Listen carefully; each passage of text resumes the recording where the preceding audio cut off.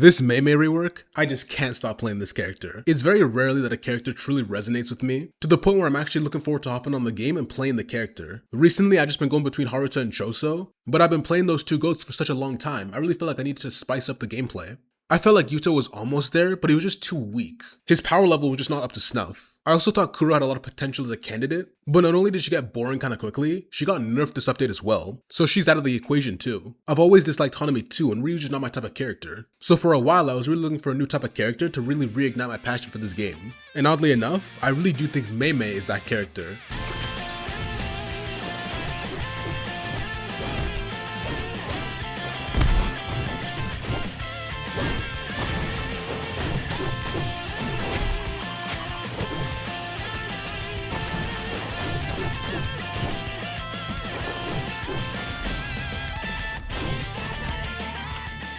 What makes this character especially stand out to me is the amount of options and tools available she has. She has a better Gojo teleport, she has a better front dash, she arguably has a better divine dog for neutral, and she has 30 billion ways to mix you up off of anything. She has such a random assortment of genuinely valuable tools that it can really feel overwhelming when you're first using this character. So much so that myself, even now, a few days after the update, I still don't use air combos at all. Well, not at all, but I don't use it as much as it feels like it's supposed to be encouraged. Like, I don't think I've used my air 3 once. But it's completely fine because even on the ground she's still so perfect. Her neutral is not only good, but it's also extremely fun. The super fast boomerang at range, covering yourself with Divine Bird, the aerial front dash, the teleport, these all contribute to a very fun and engaging neutral.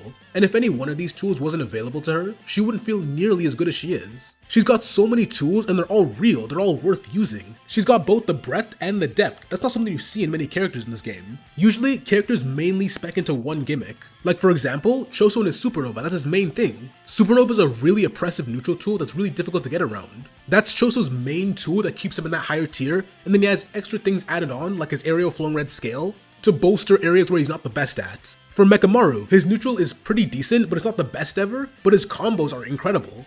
Every time you get hit by one Mekamaru player, you're always going to take damage up to your full evasive bar. Mekamaru combos are quite long, and he always has cooldowns available because his cooldowns are quite short, especially in regards to that R special, and so Mekamaru just does a ton of damage while being pretty safe. But you can see there that Mekamaru's combos are like the main thing about the character. Again, not to say his neutral is bad or anything, it's just not as oppressive as his combos are. But take a look at Mei Mei. Can you point to an area in her kit where she's lacking? Her evasive bait is elite, her neutral is incredible, she has pretty solid true damage, her cooldowns don't feel incredibly long like Yuta's, and she's able to mix up really well, especially in conjunction with her safe M1s that allows her to do this with no risk at all. She's high tier in every aspect. There's no point during a ranked match where I'm thinking to myself, oh, Mei Mei needs this added onto her in order to fix something like her neutral, her damage, her true damage. I've never once thought her neutral was lacking. I've never once thought, oh, she needs more of this in order to pressure better. The only thing for me to say about this character are minor balance changes, or small quality of life changes, but her overall kit for me really just felt complete. Her design is so tight to a degree I don't feel like any other character can match. To be clear, this is not me saying she's the best character. I don't even think she's S tier yet, but her design is just so good that I won't be surprised that if down the road people start saying she is S tier. But I'm getting ahead of myself, I'm looking too far forward. Let's wait and see if that'll actually come to pass. So for now, let's take a look at some ranked matches. First ranked match here is up against the Yuji player. I'm gonna spoil the length of this recording. This was a 2-minute 30-second fight. And while this was a 3-stock on my part, I wasn't completely dominating the opponent or nothing. Matches using Mei Mei are just really fast. And you'll be seeing that firsthand right here. First thing that happens in this match, I hit him with the boomerang move. Mei Mei's 3 is incredibly fast. Because of its speed and its big hitbox, it becomes a really strong combo starter. It's already an incredible neutral tool, but compounding the fact you have a teleport and an aerial front dash, as well as your divine bird, this boomerang becomes a very difficult option to block consistently unless you're always staying back. You have to be very defensively responsible. I missed a combo opportunity here because I didn't commit and I didn't hold W, but the first hit of the boomerang has true ragdoll, meaning I'm safe from any evasive punishes.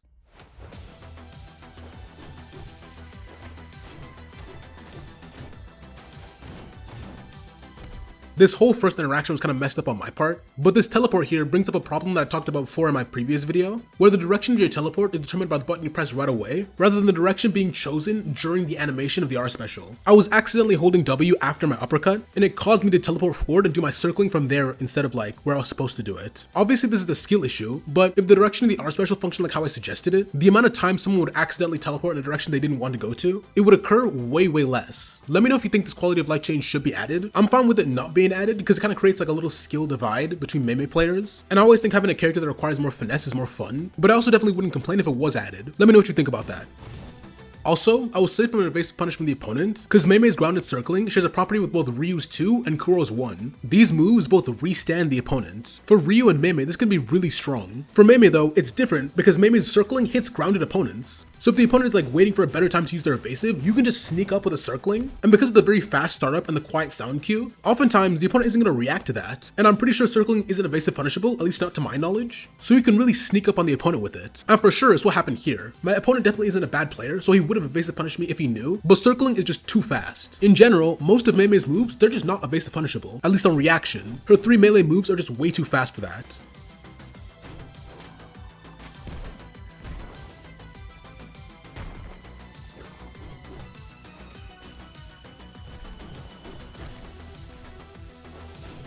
You can see here in this part, I got a little bit of value off of that upwards teleport. That upwards teleport is like if they put Yuji's crushing blow feint on a real character. You can get a ton of mix-up options with that upwards teleport, especially if the opponent wastes their side dash going in, because when you're above the opponent, you can go anywhere around them. You just have free reign to attack them from any angle, and this opens up a million doors for the Mei Mei player. It even opens up the option of using an aerial circling, but you should watch out though, aerial circling is blockable. That's a change I'm not sure many people know about right now, because a lot of people right now are just letting the aerial circling hit them. But after my opponent and I use our evasives, I then get in with that aerial front dash. The linger on Mei Mei's front dash, it really reminds me of Haruto's ambush. The range of the front dash always surprises me because it goes way farther than you would expect it to. And here it's not really any different. I did not expect that front dash to go this far. And the hitbox is way bigger than what it seems like. Honestly, it's a really fun move. And it having such a low cooldown, it kind of makes Mei Mei's cooldowns overall, even though they're kind of high, being able to use this front dash kind of whenever you want to, it kind of alleviates the feeling that you don't have anything to do in neutral after you've wasted your cooldowns, especially because I don't find myself using this in combos much. So this cooldown always just feels available to me,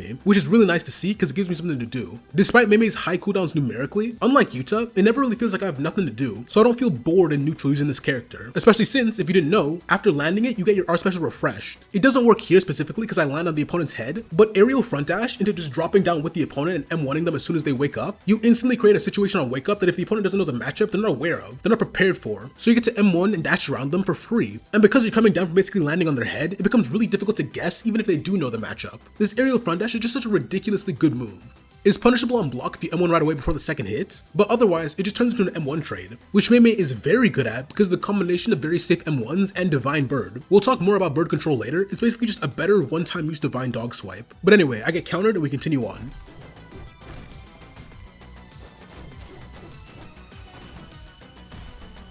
You can see the teleport thing that I mentioned before happened again. I accidentally held W before the teleport, and it kind of messed up my combo. To be fair though, this was my first game of the day.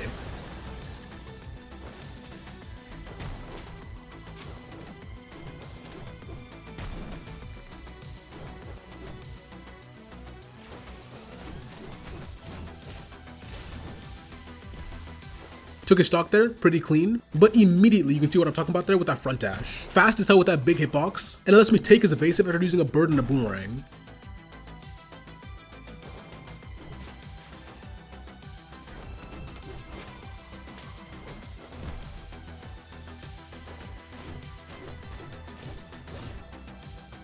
I messed up the timing there with the aerial front dash, but you can see it's not very punishable. I think an appropriate comparison with this front dash is kind of like a second win from Yuta. Also, you'll notice, because I use this aerial front dash so often, I don't really use the Goomba Stomp, especially since I use my 3 in neutral. That even more so creates a reason for me not to really care about that Goomba Stomp. It probably has value in some routes that other people use, but like me personally, I don't really use it much. And speaking of the 3, look at the speed on it. I M1, I use my 3 to disengage, and it nets me a combo off of it. I didn't capitalize as much as I could have though, but I win my M1 trade, and I get some high damage. It's very difficult to evasive punish.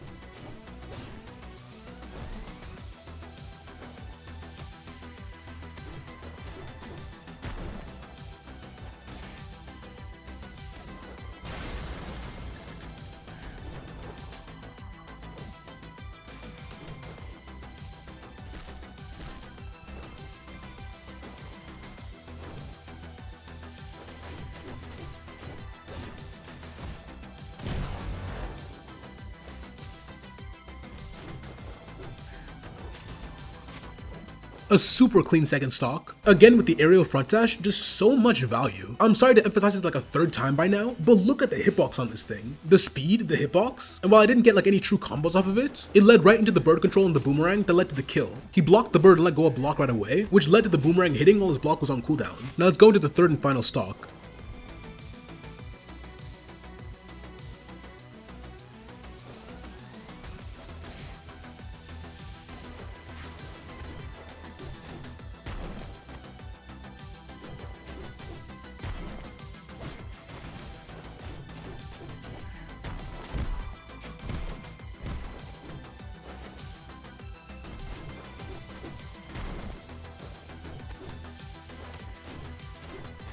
And boom, 20 seconds after I M1 him, he's already dead. Let's take a very close look at what happened. After the down slam, I immediately held block because I already know he's very trigger happy with these evasives, and going for a circling right away didn't go well for me last time. After winning the next M1 trade, we got the Mei Mei M1 reset off. I'm sure y'all already know there's like a few of these M1 resets out there. There's an aerial front dash M1 reset, there's a Goomba stomp M1 reset. The grounded circling M1 reset was patched out, but there's still an aerial circling M1 reset. The only one I use personally is the aerial circling M1 reset, and that's because it's so easy to do, and the damage potential you can get off of it is very high. It's also so fast, the people that have their evasive, oftentimes they just forget to evasive it. But this guy doesn't even have his evasive, we had to hit him with a full combo. A quick 1-2-4-3 and he's down to orange health already. One thing about Mei Mei combos, they're just so fast, the opponent doesn't even have time to health regen. From the time the first M1 hit the opponent, this is a 7-second combo. They're gonna barely regenerate in that time frame. And that's what happened here. He's already at orange HP. And so one aerial front dash mix up later, he's already knocking on death's door, less than 25 seconds into the stock. One more M1 trade just kills him. And that's the end of that first match. Before starting the next ranked match commentary, there's actually two problems that I want to talk about with Mei Mei. These are pretty small issues in the grand scheme of things, and Mei Mei is still super fun regardless, but I can't just not mention her neutral M1. Every time I accidentally input that neutral M1, I know I'm finished. If I try and down slam and I accidentally do that neutral M1, I'm done. It's just over for me. The wind up on this neutral M1 takes an eternity compared to regular neutral M1s. This means if you delay it after a third M1, or maybe you're trying to do a down slam, the attack is either going to get blocked or you're going to miss it because of the huge wind up, and that big wind up gives the opponent ample time to punish you. It sucks so bad, especially because there's no benefit to the neutral M1 either. When Mei Mei first released, pre-rework, her neutral M1 at least block broke. It was slow, it was clunky, it was unusable in M1 trades, but minimum, at least it broke block. But Mei Mei now, it doesn't break block anymore, meaning she just has a slow neutral M1 for no reason. And it's not like Haruta either where it does one more damage. It does the same damage as every other neutral M1. It's just slow. Just big and slow and messing up the flow for no reason. You might think I'm overreacting to the issue, but it happens so much more often than you would think. And when it does happen, it just ruins everything. I don't even want it to block break, just give it a regular neutral M1, please. The next issue is objectively worse than this one, but this neutral M1 thing, it just gets me so mad. It ruins my day. Nah, I'm just kidding, but they should fix that though. It'll definitely make things a lot more smooth when playing Mei Mei. The second only real issue that I found playing Mei Mei is that grounded circling, it doesn't hit low enough. This really shouldn't be an issue for me, especially as someone who only plays ranked really, but it is an issue because ranked maps are terrible in this game. Not as in they look bad, but the way they're constructed, people constantly get stuck in the floor. I'm sure you know this yourself if you played even a second of ranked. People get stuck in the floor constantly and it makes circling miss. Not just that, but if you accidentally go on the opponent's head, the second hit of circling just misses. This is an annoying issue because circling restands and is punishable on whiff. So what happens sometimes is I hit the opponent with the first hit of circling, they get up, I ride on their head by accident, whiff the second hit, and they get to punish me. This is a pretty annoying issue and I really do hope this gets fixed, both by increasing the downwards vertical hitbox of circling, and also by fixing these ranked matches and making them not a buggy mess. The maps have been like this for a month now, they need fixing. That's it for my complaining though, let's go to the next match. Next match is against a Choso player. Choso's not a character you see very often in ranked, so to see a Choso and one at this high of an elo, it'll be great to see how Mei Mei stacks up against this character. An exchange of friendly words, because we actually fought 2 times before this, and it turns out this guy recognizes me. Big shout out to this guy for being a viewer, and another big shout out for playing a real character like Choso.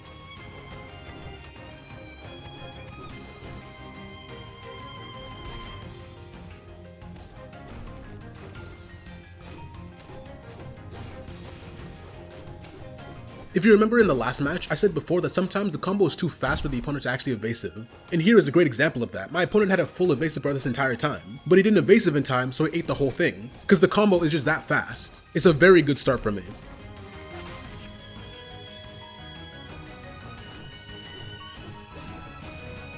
There you go, I even hit it again. It's very difficult to be ready to evasive this, because oftentimes you're looking out to see like, where can you use your evasive most effectively. With Mei Mei, it almost just doesn't exist.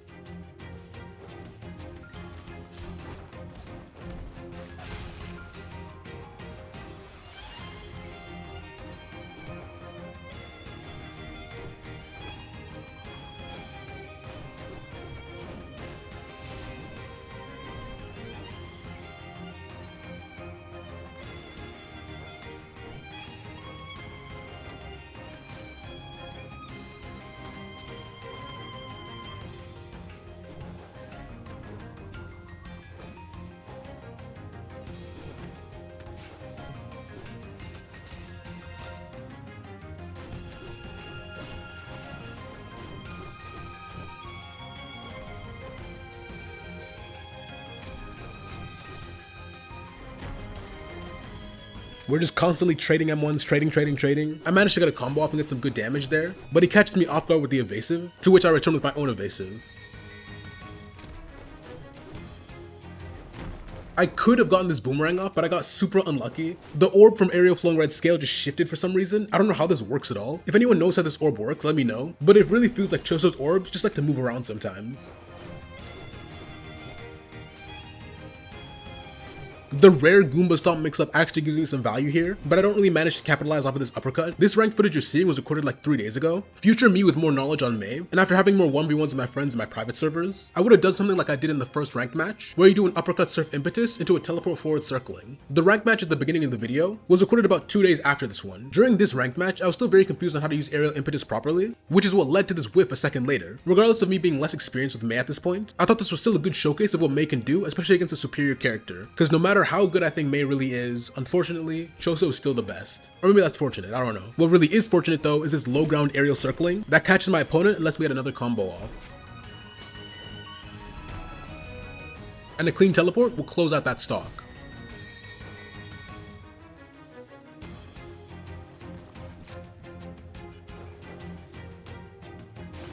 He tried to get me with his M1s into front dash again. This little technique of his got me an embarrassing amount of times, but luckily not this time. He did manage to punish my 3 though. Him punishing my 3 honestly was the catalyst for like properly learning how to space the boomerang in order to not get punished. And that's something I was really looking out for when I was labbing in the private server.